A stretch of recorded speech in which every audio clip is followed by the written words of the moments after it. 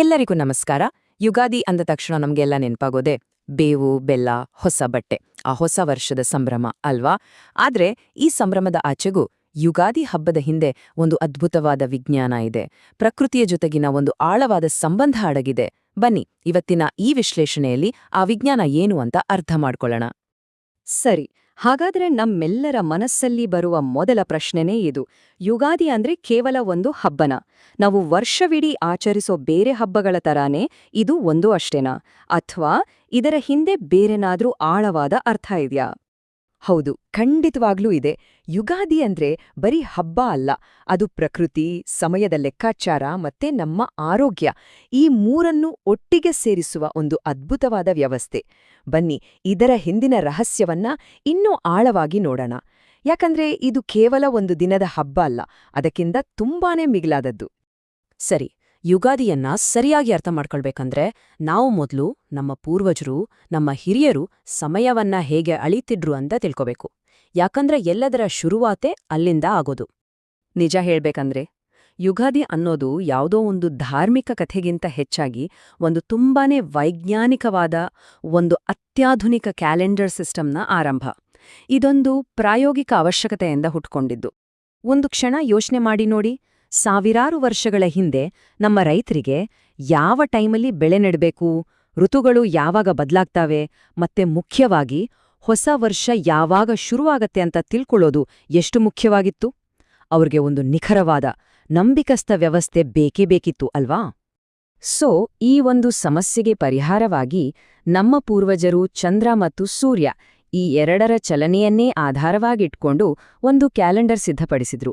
ಅದನ್ನೇ ನಾವು Luni solar calendar ಅಥವಾ ಚಾಂದ್ರಮಾನ ಸೌರಮಾನ ಪಂಚಾಂಗ ಅಂತ ಕರಿತೀವಿ. ಇದರ ವಿಶೇಷತೆ ಏನಂದ್ರೆ ಇದು ತಿಂಗಳುಗಳನ್ನ ಮತ್ತೆ ಋತುಗಳನ್ನ ಎರಡನ್ನೂ ಒಂದೇ ಸರಿಯಾಗಿ ಗುರ್ತಿಸೋಕೆ ಸಹಾಯ ಮಾಡ್ತು. ಹಾಗಾದ್ರೆ ಯುಗಾದಿ ಬರೋದು ನಿಖರವಾಗಿ ಯಾವಾಗ? ಇದು ಚೈತ್ರ ಮಾಸದ ಮೊದಲನೇ ದಿನ, ಅಂದ್ರೆ ಅಮಾವಾಸ್ಯೆ ಕಳೆದ ಮರುದಿನವೇ. ಅಷ್ಟೇ ಅಲ್ಲ, ಇದೇ ಸಮಯದಲ್ಲಿ ವಸಂತ ಋತು ಅಂದ್ರೆ ಸ್ಪ್ರಿಂಗ್ ಸೀಸನ್ ಕೂಡ ಶುರುವಾಗತ್ತೆ. ಗಮನಿಸಿದ್ರಾ ಎಲ್ಲವೂ ಹೇಗೆ ಒಂದಕ್ಕೊಂದು ಪರ್ಫೆಕ್ಟ್ ಆಗಿ ಲಿಂಕ್ ಆಗಿದೆ ಅಂತ? ಸರಿ, ಆಕಾಶದಲ್ಲಿ ನಡೆಯೋ ಈ ಸಮಯದ ಲೆಕ್ಕಾಚಾರಕ್ಕೂ ಭೂಮಿ ಮೇಲೆ ಪ್ರಕೃತಿಯಲ್ಲಿ ಆಗೋ ಬದಲಾವಣೆಗಳಿಗೂ ಏನು ಸಂಬಂಧ ಅಂತ ಈಗ ನೋಡೋಣ. ಯಾಕಂದ್ರೆ ಸ್ವತಃ ಪ್ರಕೃತಿಯೇ ನಮ್ಗೆ ಹೊಸ ವರ್ಷದ ಸಿಗ್ನಲ್ ಕೊಡುತ್ತೆ. ಯುಗಾದಿಯ ಹಿಂದಿರುವ ನಿಜವಾದ ಲಾಜಿಕ್, ನಿಜವಾದ ತರ್ಕವೇ ಇದು: ಪ್ರಕೃತಿಯ ನವೀಕರಣ ಮತ್ತು ನಮ್ಮ ಕೃಷಿ ಚಕ್ರದ ಪ್ರಾರಂಭ.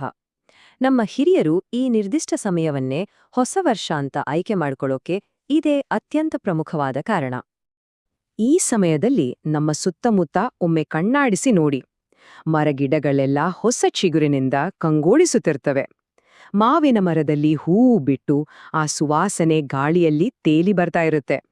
ವಾತಾವರಣದಲ್ಲೇ ಒಂದು ಫ್ರೆಶ್ನೆಸ್ ಇರುತ್ತೆ. ಒಂದು ಕೃಷಿ ಪ್ರಧಾನ ಸಮಾಜದಲ್ಲಿ ರೈತರಿಗೆ ಇದಕ್ಕಿಂತ ದೊಡ್ಡ ಶುಭ ಸಂಕೇತ ಬೇರೆ ಇರಲಿಲ್ಲ. ಅದಕ್ಕೆ ಪ್ರಕೃತಿಯ ಈ ಹೊಸ ಆರಂಭವನ್ನೇ ಹೊಸ ವರ್ಷದ ಆರಂಭ ಅಂತ ಸಂಭ್ರಮದಿಂದ ಆಚರಿಸಲಾಯಿತು. ಈಗ ಬರೋಣ ಯುಗಾದಿಯ ಅತ್ಯಂತ ಫೇಮಸ್ ಸಂಪ್ರದಾಯಕ್ಕೆ. ಅದೇ ಯುಗಾದಿ ಪಚಡಿ ಅಥವಾ ನಮ್ಮ ಬೇವು ಬೆಲ್ಲ. ಇದರ ಹಿಂದೆಯೂ ಒಂದು ಸೈನ್ಸ್ ಅಡಗಿದೆ. ಅದೇನು ಅಂತ ಈಗ ನೋಡೋಣ. ಬೇವು ಬೆಲ್ಲ ಅಂದ ತಕ್ಷಣ ನಮ್ಗೆಲ್ಲ ಗೊತ್ತಿರೋದು ಅದು ಜೀವನದ 6 ರಸಗಳನ್ನ, ಅಂದ್ರೆ ಷಡ್ರುಚಿಗಳನ್ನ ಸಂಕೇತಿಸುತ್ತೆ ಅಂತ. ಸುಖ ದುಃಖ ಎಲ್ಲವನ್ನೂ ಸಮನಾಗಿ ಸ್ವೀಕರಿಸ್ಬೇಕು ಅನ್ನೋದು ಅದರ ಅರ್ಥ. ಆದ್ರೆ ಇಲ್ಲೊಂದು ತುಂಬಾನೇ ಇಂಟ್ರೆಸ್ಟಿಂಗ್ ಆದ ವೈಜ್ಞಾನಿಕ ಸತ್ಯ ಇದೆ. ಏನದು ಅಂದ್ರೆ ಇದು ಕೇವಲ ಸಾಂಕೇತಿಕ ಅಲ್ಲ, ಬದಲಾಗಿ ಆ ಬದಲಾಗುವ ಋತುಮಾನಕ್ಕೆ ತಕ್ಕ ಹಾಗೆ ನಮ್ಮ ದೇಹದ ಇಮ್ಯುನಿಟಿಯನ್ನ, ಅಂದ್ರೆ ರೋಗ ನಿರೋಧಕ ಶಕ್ತಿಯನ್ನ ಹೆಚ್ಚಿಸುವ ಒಂದು ಅದ್ಭುತವಾದ ಆಹಾರ ಇದು. ಈ ಪಚಡಿಯಲ್ಲಿ ನಾವು ಬಳಸೋ ಪ್ರತಿಯೊಂದು ಪದಾರ್ಥಕ್ಕೂ ಒಂದು ನಿರ್ದಿಷ್ಟವಾದ ಆರೋಗ್ಯ ಲಾಭವಿದೆ. ನೋಡಿ, ಬೇವು ಇದು ನಮ್ಮ ದೇಹವನ್ನ ಶುದ್ಧೀಕರಿಸುತ್ತೆ, ಡಿಟಾಕ್ಸ್ ಮಾಡುತ್ತೆ. ಬೆಲ್ಲ ಇದು ನಮ್ಗೆ ತಕ್ಷಣ ಶಕ್ತಿಯನ್ನ ಕೊಡುತ್ತೆ. ಹುಣಸೆಹಣ್ಣು ಇದು ಜೀರ್ಣಕ್ರಿಯೆಗೆ ತುಂಬಾನೇ ಸಹಾಯ ಮಾಡುತ್ತೆ. ಇನ್ನು ಮಾವಿನಕಾಯಿ ಆ ಸೀಸನ್ಗೆ ಬೇಕಾದ ಪೋಷಕಾಂಶಗಳನ್ನ ಕೊಡುತ್ತೆ. ಕೊನೆಗೆ ಮೆಣಸು ಮತ್ತು ಉಪ್ಪು ಇವು ದೇಹದ ಸಮತೋಲನವನ್ನ ಕಾಪಾಡ್ಕೊಳ್ಳೋಕೆ ಸಹಾಯ ಮಾಡ್ತವೆ. ನೋಡಿದ್ರಾ ಎಂಥ ಸೈಂಟಿಫಿಕ್ ಫುಡ್ ಇದು? ಹಾಗಾದ್ರೆ ನಾವಿಲ್ಲಿವರೆಗೆ ಚರ್ಚೆ ಮಾಡಿದ ಎಲ್ಲಾ ವಿಷಯಗಳನ್ನ ಒಟ್ಟುಗೂಡಿಸಿ ಯುಗಾದಿಯ ನಿಜವಾದ ಸಾರಾಂಶ ಏನು ಅಂತ ಅರ್ಥ ಮಾಡ್ಕೊಳ್ಳೋಣ. ಇದು ನಿಜಕ್ಕೂ ಪ್ರಕೃತಿಯ ಜೊತೆಗೆ ಮನುಷ್ಯನ ಸಂಬಂಧವನ್ನ ಆಚರಿಸುವ ಹಬ್ಬ. ಸೊ ಯುಗಾದಿ ನಿಜವಾಗ್ಲೂ ಏನನ್ನ ಪ್ರತಿನಿಧಿಸುತ್ತೆ? ಒಂದು, ಇದೊಂದು ಹೊಸ ಕ್ಯಾಲೆಂಡರ್ನ ಆರಂಭ. 2, ಪ್ರಕೃತಿಯಲ್ಲಿ ಆಗೋ ಬದಲಾವಣೆಗೆ ನಾವು ಕೊಡೋ ಒಂದು ಗೌರವ. 3, ಒಂದು ಹೊಸ ಕೃಷಿ ಚಕ್ರದ ಶುರುವಾತು. ಮತ್ತೆ 4, ಆ ಬದಲಾಗೋ ಋತುವಿಗೆ ನಮ್ಮ ದೇಹವನ್ನ ಸಿದ್ಧಪಡಿಸ್ಕೊಳ್ಳೋ ಒಂದು ವೈಜ್ಞಾನಿಕ ವಿಧಾನ. ಹಾಗಾದ್ರೆ ನಾವು ಯುಗಾದಿ ಬಗ್ಗೆ ಕೇಳೋ ಪೌರಾಣಿಕ ಕಥೆಗಳೆಲ್ಲ ಏನು? ಅವು ಸುಳ್ಳ? ಖಂಡಿತ ಇಲ್ಲ.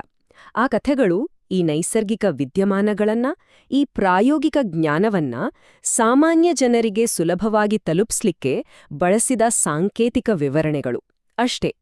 ಆದ್ರೆ ಇದರ ಮೂಲ ಬೇರು ಇರೋದು ಸಂಪೂರ್ಣವಾಗಿ ವಿಜ್ಞಾನ ಮತ್ತು ಪ್ರಾಯೋಗಿಕತೆಯಲ್ಲಿ. ಒಂದೇ ಒಂದು ವಾಕ್ಯದಲ್ಲಿ ಹೇಳಿ ಮುಗಿಸ್ಬೇಕು ಅಂದ್ರೆ, ಯುಗಾದಿ ಅಂದ್ರೆ ಪ್ರಕೃತಿಯನ್ನೇ ಆಧಾರವಾಗಿಟ್ಕೊಂಡು ನಿರ್ಧರಿಸಿದ ಹೊಸ ವರ್ಷದ ಆರಂಭ. ಇದ್ಕಿಂತ ಸರಳವಾಗಿ ಮತ್ತು ಸ್ಪಷ್ಟವಾಗಿ ಹೇಳೋಕೆ ಸಾಧ್ಯವೇ ಇಲ್ಲ. ಕೊನೆಯದಾಗಿ ಒಂದು ಪ್ರಶ್ನೆಯನ್ನ ನಿಮ್ಮುಂದಿಡ್ತೀನಿ. ನಮ್ಮ ಬೇರೆ ಹಬ್ಬ ಹರಿದಿನಗಳಲ್ಲಿ, ಸಂಪ್ರದಾಯಗಳಲ್ಲಿ ಇಂಥ ಇನ್ನೆಷ್ಟು ವೈಜ್ಞಾನಿಕ ಸತ್ಯಗಳು ಮತ್ತೆ ಪ್ರಾಯೋಗಿಕ ಜ್ಞಾನ ಅಡಗಿರಬಹುದು? ಖಂಡಿತ ಇದರ ಬಗ್ಗೆ ಯೋಚನೆ ಮಾಡಿ.